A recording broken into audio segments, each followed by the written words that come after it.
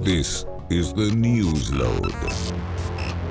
Hi, I'm Carrie Anne Stevenson. I'm here with Newsload on Committing Carrie Carrie. And today I am so excited to be able to interview Ian Tyson. Hello, Ian. Hello, Carrie. How are you? I'm wonderful. Now, I Googled you, and apparently you're a dead country singer. Yeah, that's what they tell me. Yeah, last year I had a really weird day on social media. I got to tell you, I had one very, very strange day. And I think the first text was from my brother, because of course it was, with a picture of the headline and said, "Gonna miss you, bro." But yeah, it was. I've had a lot of those over the years with Ian Tyson, the country singer. Yeah. Probably because he's, been in his 80s for the last 30 years. And when social media came along, I was able to grab the handle of @Ian Tyson on Twitter and on Instagram and on everything else. And yeah, a lot of people it astounds me how many people don't look at a profile. Like I've been tagged. That doesn't look like my buddy. Yeah, I've been tagged by CBC News, CTV News, the Calgary Stampede, and I mean, let's be real. If they did look at the profile, I'm offended. Like, what? He was 90 something. Are you saying this is like it hurts? It hurts. Aw, Ian. It hurts. It cuts me deep. But during COVID, you were involved in a cooking show, and then you went all the way to the Food Network, my porn site. Oh my God. Well, cooking's always been a thing for me. I love to cook. It's sort of always been part of my creative expression. It's also how I relax, like how I meditate. I love having people here. I love having people around my table. I love to cook, and I love cooking for me, love cooking for a group of people, whatever. And I had tried over the years a couple of times, I think once I auditioned for MasterChef Canada, like sent in a tape, didn't get on. And then they called me the next year and said, "Would you like to audition again?" Which is good to receive that call, sure. But they were shooting, and it was like a 6-week shoot, and you're sequestered. And it was during my busiest time of the year for my work as a speaker. And I think they were giving you like a very, very small amount of money for those 6 weeks. And if you're out in the first episode, then you're just sitting in a hotel. It just wasn't feasible for me. And so I had a friend in Toronto who just happened to see this thing that Food Network was casting for a new competition show, specifically looking for home cooks. And so I put in an audition video and filled out the 45-page document, and then made it to the second round, which put in another video, talking to camera, preparing one particular thing, editing it all together, and then filling out another 45-page document. And then I think it was maybe 2 weeks later, I heard, and that I got on the show. And so, yeah, I recorded that fall of 2019, but then ironically, the episode aired 3 days into lockdown. Like, we locked down on the Friday, my episode aired Tuesday. So at least a lot of people were home to watch my episode. And did you win? Oh God, no. I was out in the first round. And it was kind of like Chopped, where it's just 4 people, 1 episode, you're done, no moving on. Like there's an hour-long show. It was called Wall of Chefs, and it was sort of single elimination, 1 round, 1 person's got until there was final 2, and then somebody wins. So yeah, it was a full day of shooting, and one of the best days. Like, I had so much fun and just love the other competitors. Even Massimo Capra was one of the judges on the wall of 12 Canadian celebrity chefs that are up there watching you, and they're all being interviewed and stuff. And at one point we were like passing ingredients to who's got the butter, who's got this, who's got passing stuff around. And I heard Massimo say, "Look at them. They're all like working together when we're supposed to be competing, but we all just got along great." And yeah, it was an awesome time. Yeah, That's for sure. wonderful. That's wonderful. And what did you cook? Well, this was a different one with Wall of Chefs. It was very specific stuff in the rounds. So in the first round, you were supposed to do they called it your crowd pleaser dish. And so in that case, you told them this is what I need. And then before we're shooting, they're taking you around the pantry going, here's where all your stuff is so that you can make this specialty dish for you. So I made what I call it's sort of a fusion jambalaya. So it's a Cajun and Italian combo. So it's jambalaya spices and it's andouille sausage, chicken, shrimp, scallops, peppers, onions. But instead of being in a, tomato-based sauce and on rice, it's in a white wine Parmesan cream sauce and it's on fettuccine. Interesting.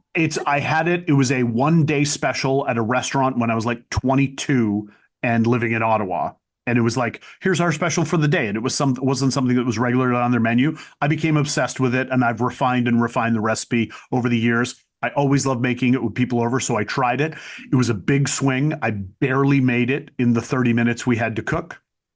And yeah, it turned out they bring 4 judges down off the wall to judge each round. And one of them happened to be the head chef of a Italian restaurant in Toronto. So he was very judgy about pasta. And yeah, I made some mistakes, but I make it differently now because of that. But I wouldn't change a thing. It was awesome.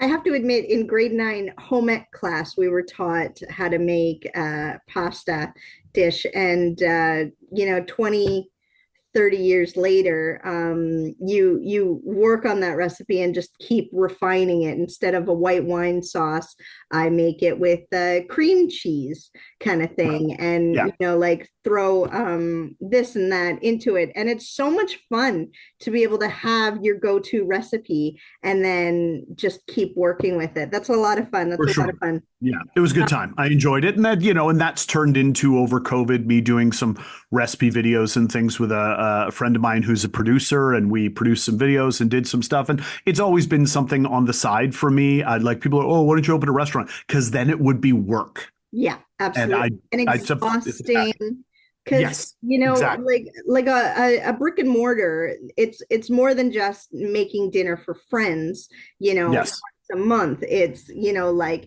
keeping the lights on. So, yes, there's social media now. There's promotions. There's Tuesday specials to try and get people to get out on Tuesdays. It's yeah. crazy. With your conferences that you put on, do you have a favorite on the road snack? Well, I mean, so just to clarify, like I don't myself I go to a lot of conferences as a keynote speaker. I was with a company for a little while that ran conferences, but I've been with them for quite a bit now. But so yeah, I travel to conferences. Like basically my job is I work as a motivational speaker. So I travel to conferences, to businesses, to schools, and go and speak. And I work humor into that. I've always been obsessed with comedy, and I know you and I have talked about this before. And so that's kind of how I flex those comedy muscles. So an on the road snack, I mean, I'm a sucker for being at a gas station in the middle of rural Saskatchewan and just rolling the dice and seeing what they have. Sometimes it's like, oh, how old are these chips? Okay, let's give it a try. But like, like just taking the dust off of them and things like that. But no, I mean, if I have a busy day of like, sometimes I'll have a 3-show day or a 4-show day where I'm going between things, doing an hour at each. And where I've had times where I've been at schools where I'm doing 4 back to back to back to back shows. And that's exhausting. And I will backstage have like protein bars, chocolate milk, bananas, things like that to just have a little something in between the shows, and obviously just staying hydrated. But yeah, I mean, guilty pleasure is always going to be sour cream and onion chips, probably. Oh, those are good. Those They're are they're really they're a good. fave for I'm sure. a dill pickler myself. Yeah, I love dill pickle chips. Sometimes they can get so strong with the vinegariness of it that I'm like, why is my tongue burning? And so I got to be real careful in that Yeah, regard. the sides of my mouth. I Yes. unfortunately I don't break the chip. I keep it, huge, and then I like scrape the sides of my mouth, and then it's like practically acid burn, like Sure. with Yes. sugar. Yes. The acidity can be a problem, especially as I age, and it Yeah. doesn't agree with me as much anymore. Yeah. So, but yeah, that's probably a big road snack for me. Yeah. Cool. I see in your, office, I mentioned the Joker, but I see that there's Superman, you know, Yes. he's Right there. oh, Oh yeah, I'm a big. I mean, if you could see the rest of this room, you'd probably roll your eyes so hard you could hear it on mic. But I'm a massive nerd. I have just stuff from Star Wars, Star Trek, Marvel, DC, signed photos from hosting Comic Cons because I do Comic Con emceeing with a buddy of mine, and it's a lot of celebrity photos and things like that. But yeah, Superman is my guy for sure. I mean, I've got a whole little section right over there that you can't see. There's just, Superman figures and things like that. I'm just a big believer in, the hope that he represents and sort of the goodness in everyone. And I've always been a big Superman fan.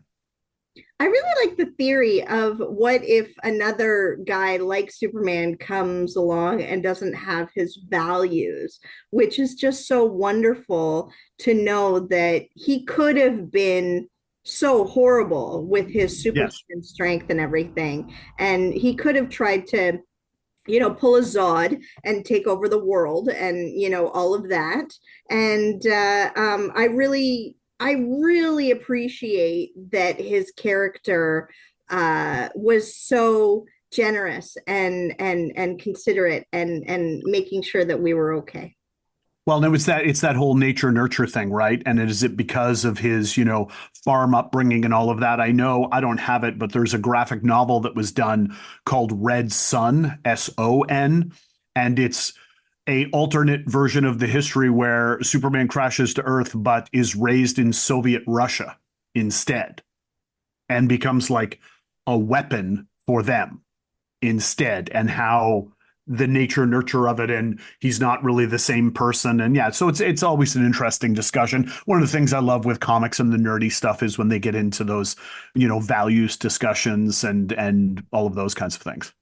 Fantastic, fantastic. Now, as a motivational speaker who does schools and adult, corporate conferences, how do you transition your motivation from like a kid's joke to an adult's joke? Can you throw penises in the adult joke, or because it is like a corporate conference, you're not going to be talking about, bukkake?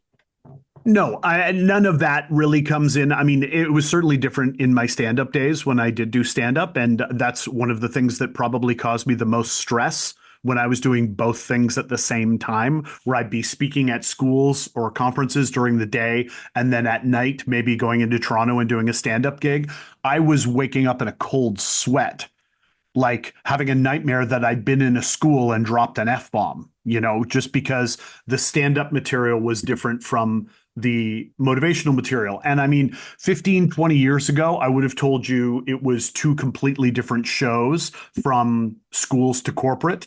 It's evolved now that it's almost the same. I mean, yeah, there might be a little bit of difference in a couple of more high school based, like experiential jokes in that way, but the stories are the same now. Like I would do the same show for a, high school audience of 1,500 people as I would for a corporate conference or going in to speak to a company. I would do the same show. There's just, again, minor tweaks into some of the references or maybe even the viewpoint you're taking it at. Like if something I'm talking about is about like how they're developing and things for the future, when I'm talking to a high school, it'll be more about looking back when I'm talking to like a corporate audience. So it's definitely changed and evolved over the years. That the two are fairly interchangeable with a few little pieces of window dressing that are maybe different. Do you have a favorite show experience? I mean, it's tough, right? Um, like I think about the biggest show that I've ever done, which was in Iowa at the University of Iowa basketball stadium, 5,500 people.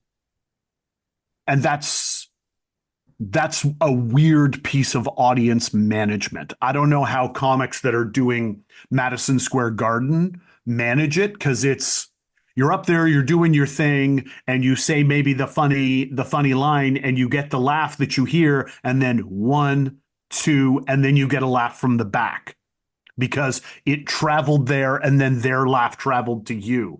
And, you're like, wow, the science of the speed of sound is kind of crazy. And so you got to adjust to say the line, give it a couple of beats, and then go to the next thing.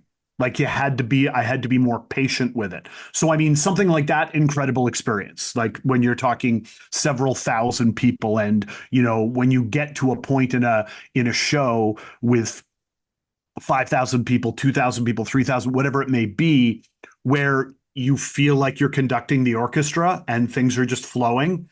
Nothing better than that, for sure. But some of my most personally meaningful shows have sometimes been with a smaller, more intimate group of people. I did a show for the staff at a daycare center in June outside of London, and it was 18 people. And I was with them for 3 hours and we had a blast, like just a blast. Because in that case, you can see every face, you can see every reaction, which has its good and bad, being able to see every face and every reaction.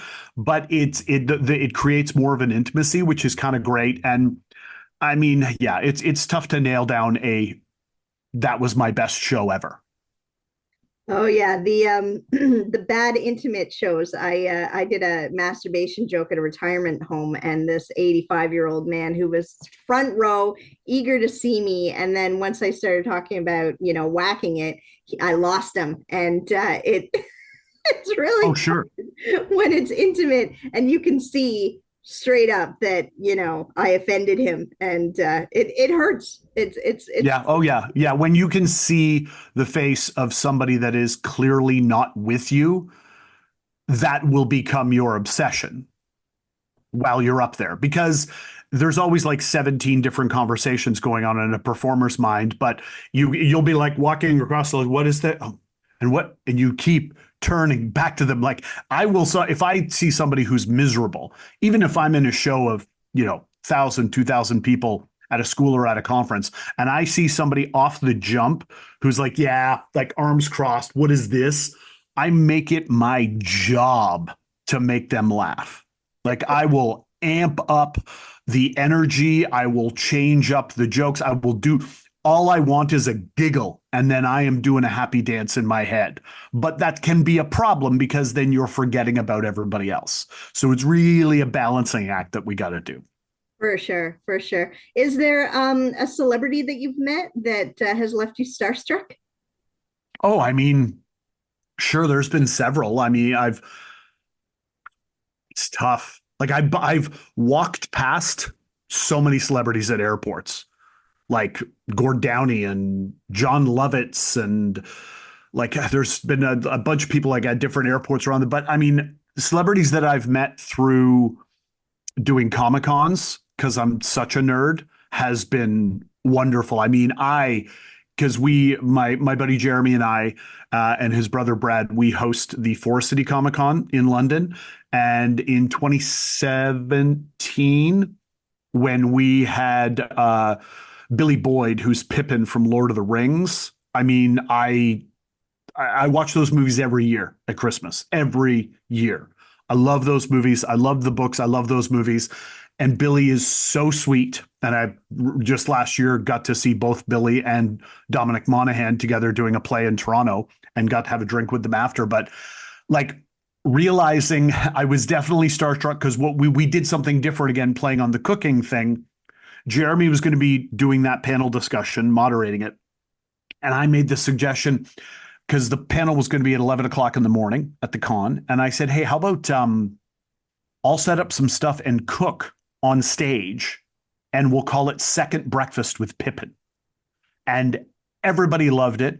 Billy loved it. And I got to make him an omelet. There's a picture right behind me here of me standing with just having handed him an omelet and home fries that I made him.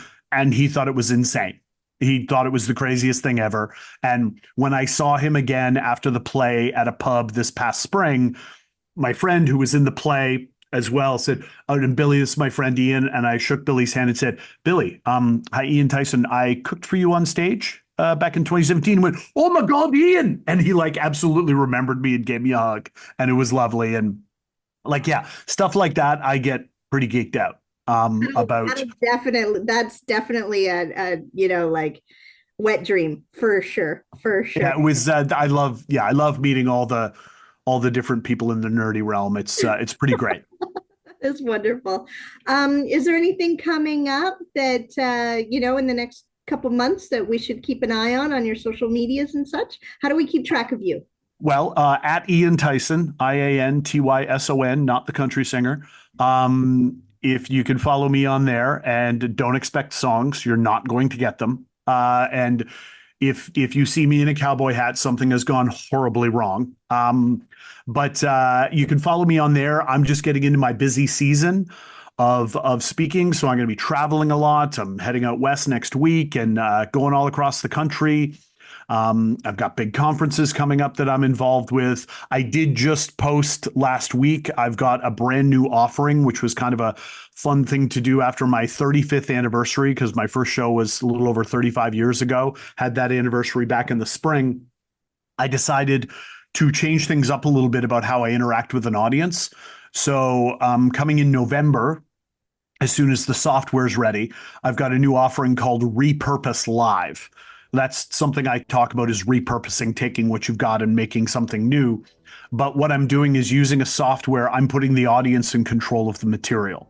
So I'll come out and open up the show and do 5 or 7 minutes of a story. Then I'm going to explain the concept that they're in charge. Everybody will take out their phone, follow a QR code, which takes them to a page. There's no sign up or personal information. And they simply vote on, here's 3 choices of what stories I tell next. Line goes up in real time, and I go, okay, so that's what we're doing. And then if they choose that, it goes to another screen, and there's dozens and dozens and dozens of possible combinations and options. But 4 times throughout the course of the hour, I will turn to them and say, okay, what's next? And pull up the 3 options, and they'll see them, and they can vote in real time, and they curate the show as we're going. And so I'm really excited about that. That's awesome. Yeah. Very cool. Very cool. Okay, Ian, thank you so much for your time. I really appreciate it. My pleasure, Carrie Anne. You can have me over for dinner. And I hope you have a wonderful day. One last thing, if you can just say it loud, say it proud. I love Newsload. I love Newsload. Thank you, Ian. I hope you have a great day. This is the Newsload.